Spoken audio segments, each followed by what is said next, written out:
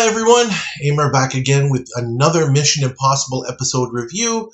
This time I'm doing, as we are winding down Season 5, episode 22, which is called The Party. So we start this one seeing a man named Alexander Vannin go to a payphone. Some guys park nearby in a car with a listening device. Alex calls his wife Olga, tells her to memorize the numbers 12, 45, and 72. And their lives may depend on it. The guys from the car approach Alex, who leads them on a brief rooftop chase, but is eventually cornered and caught. One of the men demands a list of agents. Alex tells him to kick rocks and is taken away. Jim goes to a desk at a flower shop for instructions. The mission. Alex is in jail for espionage, and his superior Mishenko has had no luck getting the list of EEPR agents from him, as Alex knows his country will cut him loose if he reveals where he hid it. The IMF must retrieve the list. Here we get the most rare apartment scene ever on the show.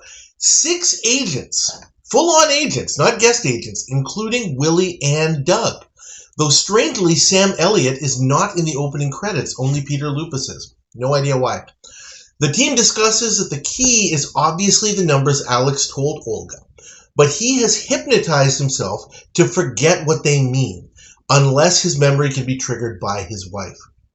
Barney has set up an elaborate bomb with a sophisticated detonator, set to go off in less than 53 hours, as the EEPR has a demolitions expert named Valenkov, who won't be fooled by a fake. Off the team heads towards the EEPR consulate, where Willie taps into the traffic lights. Mishenko talks to a prison guard named Fitzgerald, where Vannin is being held, and Fitzgerald is a spy in the EEPR employ. And he's learned that Vannin will soon have visitors. Mishenko's wife interrupts briefly to confirm an alcohol order for the EEPR's anniversary party, which is to come very soon. Jim and Doug visit Vannin as EEPR policemen, saying that he's being repatriated in exchange for a U.S. pilot, with Fitzgerald listening in. Jim questions why the U.S. would exchange Vannin, with the implication that he's already told the Americans about the list. Vannin, of course, denies it, and is brought to the infirmary to be checked over by Doug as part of their standard procedure. Fitzgerald tells Mishenko about what Jim and Doug are doing. Mishenko can't figure out what their angle is. To avoid the risk, he tells Fitzgerald to kill Alex, but he doesn't get the opportunity before Jim and Doug get him out of the prison. Paris arrives at Olga's government office in the EEPR as a member of their secret police and tells him about the planned repatriation, and he is there to bring her to the U.S. Paris suggests that she is the only one who can confirm that her husband has not confessed to the Americans, so she decides to get ready and head out behind him. Olga's clerk does a check on Paris, apparently finding out he's not legit, and chases after her down the stairs, with Dana running interference to delay him so Olga can leave. Willie arrives at the consulate with the cases of booze, and Valenkov directs him into the wine cellar. Willie opens the top box to show its contents for verification. One guess, no prizes as to what, or rather who, is actually inside. Barney goes into the electrical area, and we see that the countdown on the bomb is down to 69 minutes. News comes to the consulate that Olga is missing, and Barney's presence is discovered as a Cuban agent, or terrorist, I guess. Paris and Olga touch down, with Dana heading off the plane slightly before them. A news bulletin is heard about the exchange as both Vannins are brought towards the consulate by the IMF, and it so happens that today is the day of the EEPR anniversary party. Mishenko demands that the bomb be moved or disarmed, but Barney is of course disinclined to do so, and it can't be moved safely without the potential of it going off. So Mishenko orders the building evacuated and the party postponed. Valenkov is ordered to keep Barney there at gunpoint until there's 1 minute left to go, then lock him in and leave. Barney starts taking the mechanism apart as the minutes tick down. Willie leads Dana and the troop of others through an underground pipe into the basement of the consulate and up to the main floor as replacement party guests, then heads back to take control of the traffic lights. Mishenko watches the consulate from his car outside as the IMF repertory, I guess are the repertory, assistants set things up for the party under Dana's direction, with Henry Kissinger playing the accordion. That is actually the real Henry Kissinger, not a joke. Jim gets the driver to send a signal to Willie. A large truck rolls out to the intersection, blocking Mishenko's view of the consulate as Jim, Doug, and Alex arrive. Once they're safely in, Willie changes the light, and Mishenko is none the wiser as the truck leaves. They join the party, and Alex is given a hero's welcome. Dana tells Alex that the Mishenkos were called away unexpectedly, but hopefully will return soon. And when Alex finds this quite strange, Dana tells him privately that Mishenko is being reprimanded for not getting Vanden released sooner by not reporting things properly. Paris and Olga approach, and another signal releases another truck to block Mishenko's view of the consulate so that they can get in without being seen as well, but it's a close call. 28 minutes remain until the bomb goes off, and the party gets lively with traditional music and dance. The Vandens reunite, with Paris saying they will return home tomorrow. Dr. Kissinger clumsily knocks over his chair, which opens a vent, allowing Valenkov to hear the music coming from upstairs for a few moments until Jim can close it. But Valenkov goes upstairs to investigate, leaving Barney locked inside with the device, and the counter reads 7 minutes. Valenkov comes upstairs, tells everyone to stop what they're doing. Fortunately, Doug knocks him out and puts him on ice, with Paris picking up the radio and impersonating his voice for Mishenko's benefit. Barney removes the detonator, and Mishenko returns to the building. Alex and Olga go to the study so they can talk privately, but after a few moments, they're surprised to hear silence. The party has abruptly ended. Mishenko finds the Vandens inside, and all are perplexed about what's going on. It very quickly becomes clear that the whole thing has been staged to discover where the list is. And Mishenko is convinced that Alex must have told them at some point. Alex says he'll prove he didn't. He asks Olga about their last conversation, and she hesitates with Mishenko standing there, but tells him the numbers. Alex thinks about it and remembers. They are the serial numbers of a bus. And before he can say too much more, Mishenko shuts him up, as the place is obviously bugged. Jim gets Willie to head to the garage where the bus is located, about an hour away. Mishenko and Vanden head there as well. Vanden doesn't find the list, but that's because the IMF got there first and has them surrounded.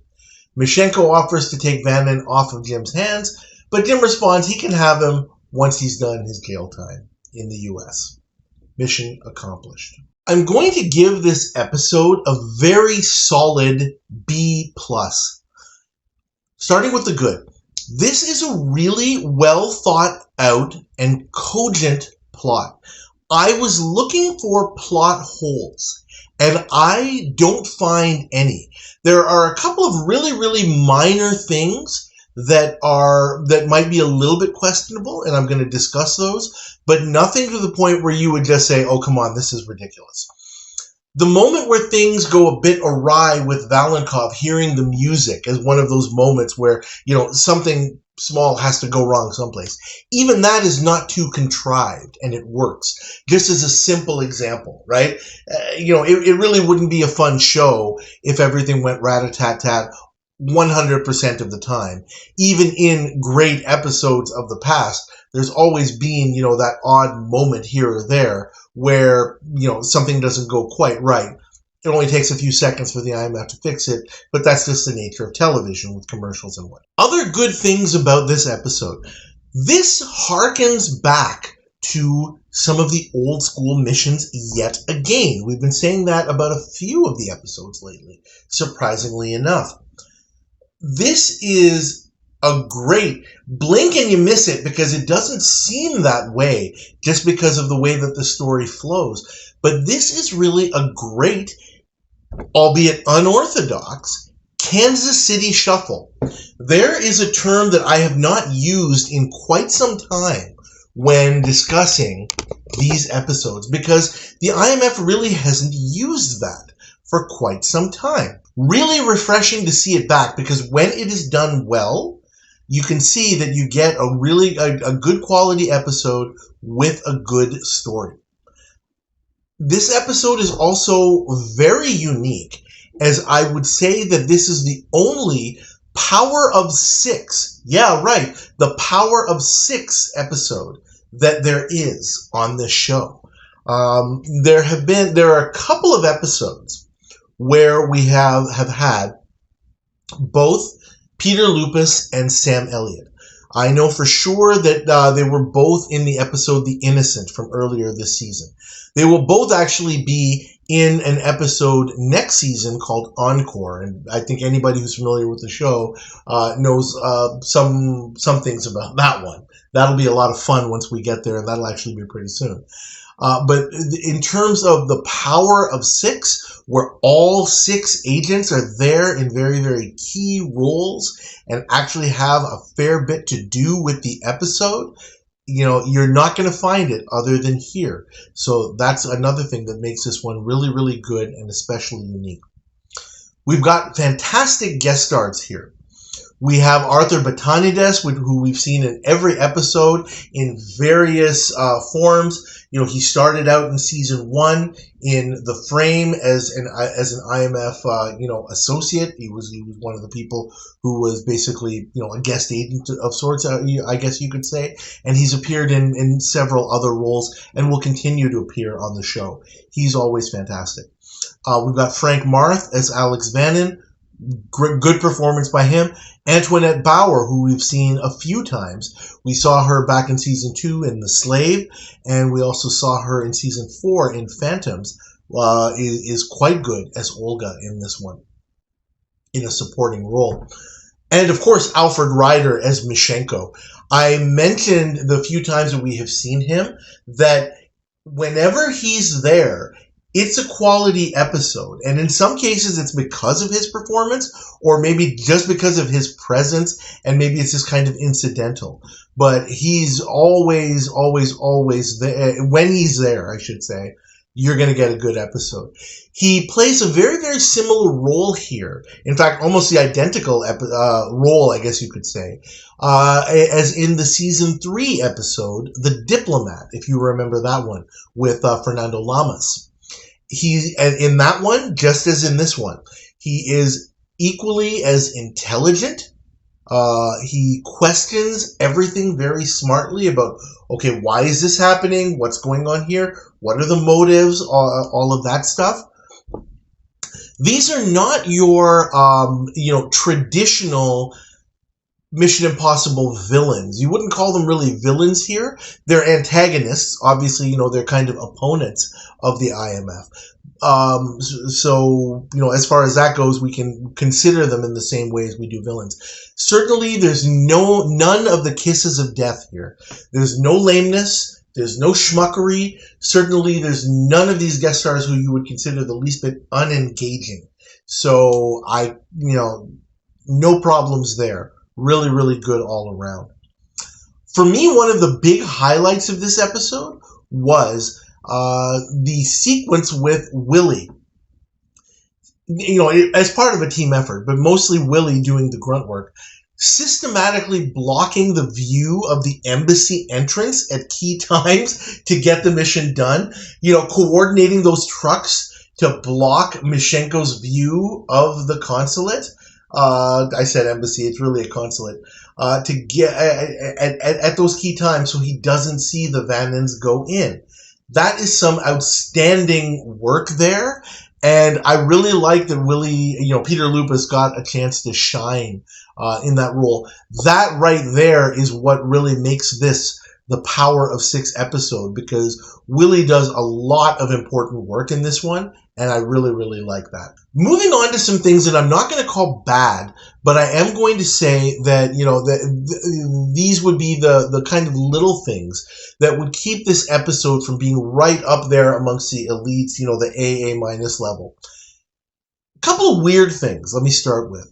First of all, I didn't quite understand the idea about Barney being a Cuban agent or a Cuban terrorist. That to me is a little bit weird, because Cuba, obviously a communist country, was an ally of communist countries, and the EEPR is obviously such a country for the purposes of this episode.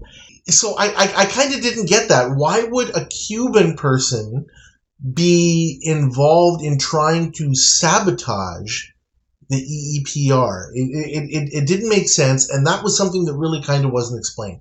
Maybe there was some sort of political thing going on at the time that I'm not aware of. This is 1971, and maybe there was something going on between, Cuban-Russian relations or something like that. I don't know, but that just seemed a little bit odd to me. Also a little bit weird. I was going to say that it was a little bit weird having the premise of this episode being based on the idea that Alexander Vannon has hypnotized himself after speaking to his wife to forget information.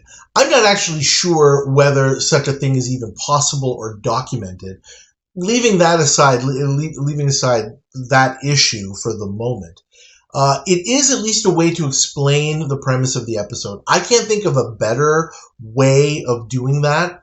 How does somebody consciously forget information? You really sort of can't. But in this case, at least what I liked about it is that the writers laid a foundation for how it happened, why it happened, and they tried to make it as cogent as possible as part of the story. So while that's out there, I don't think it's too bad. Okay, moving on from the weird to the what I guess would be kind of the not so good. I've mentioned before in past episodes where the IMF seems to have perfect knowledge or unlimited knowledge, which really kind of, tilts the playing field in their favor to some points where it just becomes absolutely ridiculous. This is not one of those episodes. They don't have perfect knowledge or anything like that. In fact, they have no knowledge of what exactly they're looking for. They know what they're looking for, but they have to go through these steps in order to get it. And I should have mentioned from the very beginning, I mentioned about the plot, but this is totally an earned win. There's no doubt about that. There's no other way it could have gone down. The not so good point that I want to make here is the amount of effort and resources that the team brings to bear is quite over the top. First of all, they go through the time and expense and the procedure of getting Olga to the United States. Okay, well, that's one thing. That's one person, plane ticket, whatever. No worries there. So much. All of these people for the party, that just seems a little bit weird to me. There's an episode in the Revival series, which is actually a remake of a previous episode from season 1, The Legacy, where I point out about where does the IMF find 24-hour party people on such short notice? I kind of don't get that. Did they find some special repertories that had men and women, so that, everybody would have dance partners and that kind of thing? And they found an accordionist, who turns out, of course, to be Henry Kissinger. But, where in the heck did they get that from on, like a day's notice or something like that? That's a little bit beyond me. And thinking about that logistically, it just bugs me. Some other small problems. Again, Paris, like in the previous episode, A Ghost Story, I pointed out in that episode that Paris was able to impersonate a man's voice perfectly after hearing, on the basis of what? After hearing him maybe talk once, if even that. In this case, all Paris has heard is Valenkov coming up and saying, stop this right now. And suddenly he's able to talk using his voice and mannerisms. You know what? When that happens, that kind of bugs me a little bit. The last thing, those two things are kind of small. This one is a little bit bigger. And I think that this is the main reason why I would put this in the B+ category rather than higher up with an A or an A-. The ending. It's not a terrible ending. At first I called it a little bit lame, but it really isn't. I think the better word for this ending is it's anticlimactic. Really, the jig is up and the episode is done and the mission is sort of accomplished in a sense. Once Alex has said, oh, I remember now, it's, the numbers are the serial number of a bus. Then it just basically becomes, okay, is the IMF going to get there first or are the other guys going to get there first? And it's not like there's scenes with, the cars driving toward the location and seeing who can get there first or anything like that. We just basically cut to the bus garage. And it's almost a foregone conclusion at that point that the IMF is going to get there first because, of course, otherwise it really wouldn't be much of a show. So that brings the episode down for me. The other things I could have gotten over, and it's not bad, but as I think I'm going to start pointing out more and more, and certainly once we get towards the revival series, is, and I have mentioned it previously about some other episodes in the past, is that no matter how good the episode is, no matter how good the story is, if you don't land the ending, or if the ending is a little bit of a downer, or even if it's a little bit anticlimactic like this one is, you know, that then you're not going to get a super high grade, because it's just like any movie, right? You can have a great movie, but if the ending is terrible, you know, that's what you're going to remember. So I'm going to call the writers out a little bit on that. I can't think of a better way that they could have ended it, but, you know, I have to point it out. That's out there. And I think that's about it for that. Okay, so thank you again, as always, for watching. Please like this episode video review. Please subscribe to my channel if you haven't already, and please leave your comments. Love to hear what you have to say about this episode as we are poised to wrap up Season 5 with the next review. Thank you again, and I'll see you next time.